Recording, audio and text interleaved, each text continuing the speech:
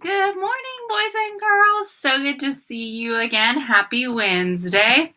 We only have today, tomorrow, and Friday left of this week. It was a short week because you had Monday off, which was nice. I hope you guys are doing well. I know it's pretty cold out this week, so I'm hoping next week there's some nicer weather, but still try to get outside. We would still be having outside recess right now, actually. The feels like is above that 21 degrees. So even if you can get outside for 10 minutes, that's really good to do. Or at least doing some sort of exercises. This is just a reminder to please continue getting on your specials Google Classroom. You have 2 specials to do a week, and they need those assignments turned in as well. So please try to hop on there.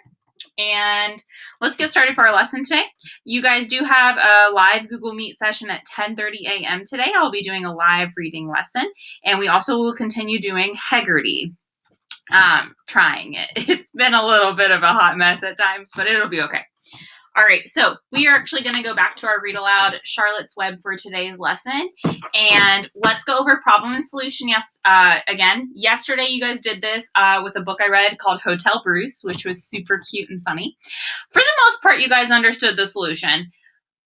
Some of you said that he let the mice come back in. I don't know if necessarily that was the solution. I feel like the solution was more he kicked all the animals out would be more of the solution, and then he let the mice in. So you kind of need both of those pieces. So let's see if we can do the same thing today. Can we figure out that problem, and can we figure out that solution? Okay.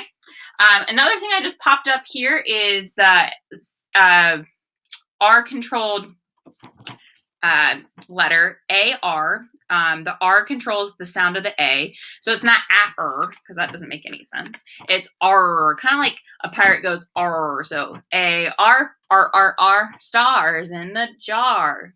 Okay, so if we hear a word that has R in it today, I would also just like you to put your hand on your heart. We're going to talk about the problem and solution as well. So, you guys ready? Okay. Hairs on my mouth. Chapter 2 of Charlotte's Web is called Wilbur. And some of you made predictions last week what you thought this chapter was going to be about. Let's see if you're right. Fern loved Wilbur more than anything.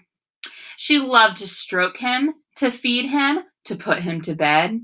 Every morning, as soon as she got up, she warmed his milk, tied his bib on, and held the bottle for him.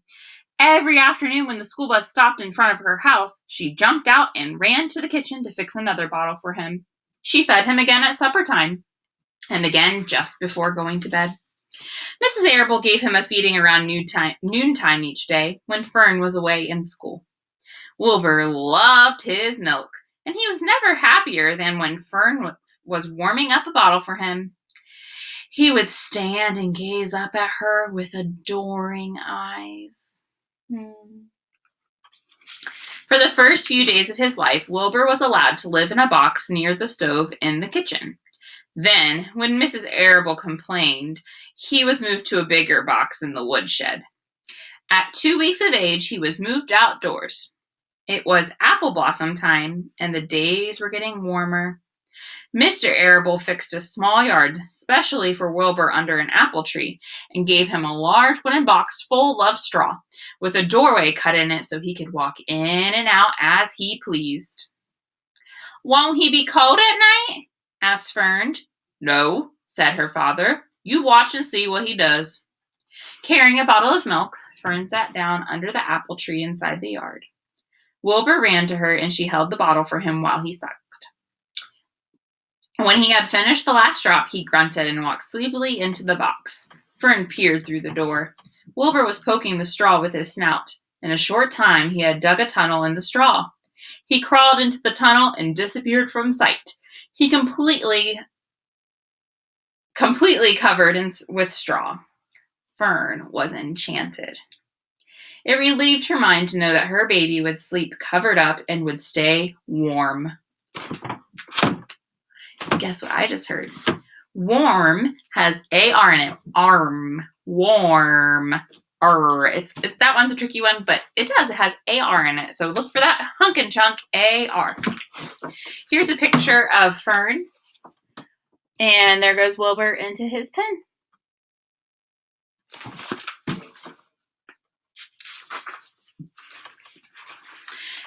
morning after breakfast, Wilbur walked out to the road with Fern and waited with her till the bus came.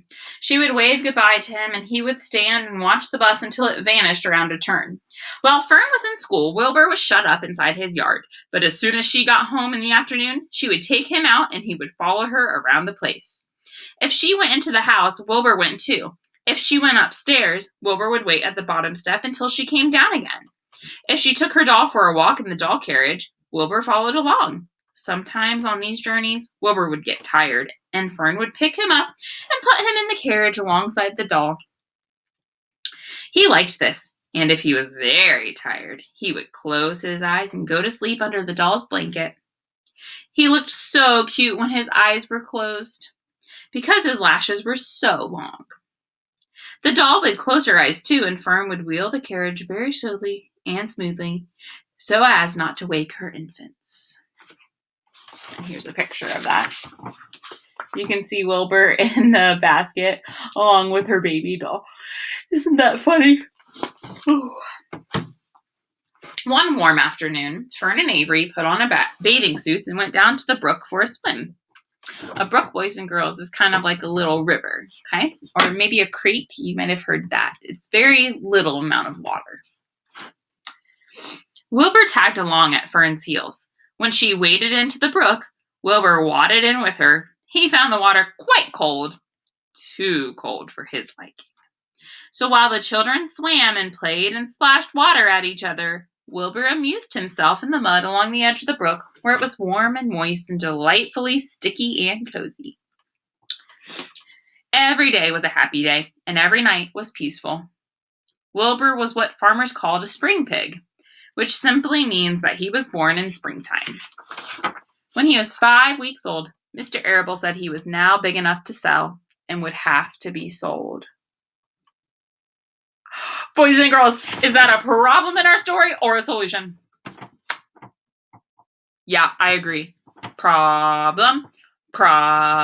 What's wrong in the story? What's wrong in the story? Let's see if there will be a solution to this problem that Wilbur has to be sold. Back to the story.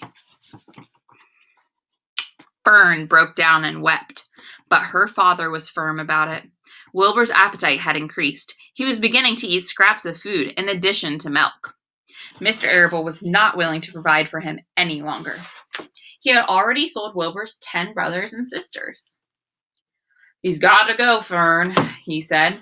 You've had your fun raising a baby pig, but Wilbur is not a baby any longer, and he has got to be sold. Call up the Zuckermans, suggested Mrs. Arable to Fern. Your Uncle Homer sometimes raises a pig, and if Wilbur goes there to live, you can walk down the road and visit him as often as you like. How much money should I ask for him? Fern wanted to know. Well, said her father, he's a runt. Tell your Uncle Homer if you've got a pig you'll sell for $6 and see what he says.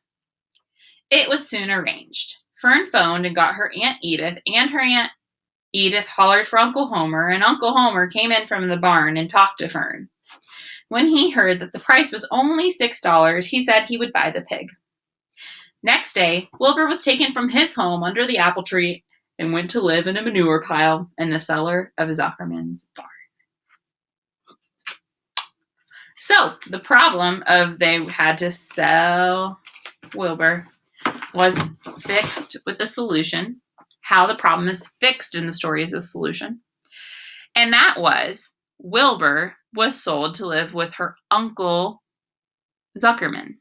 So Wilbur wasn't very far.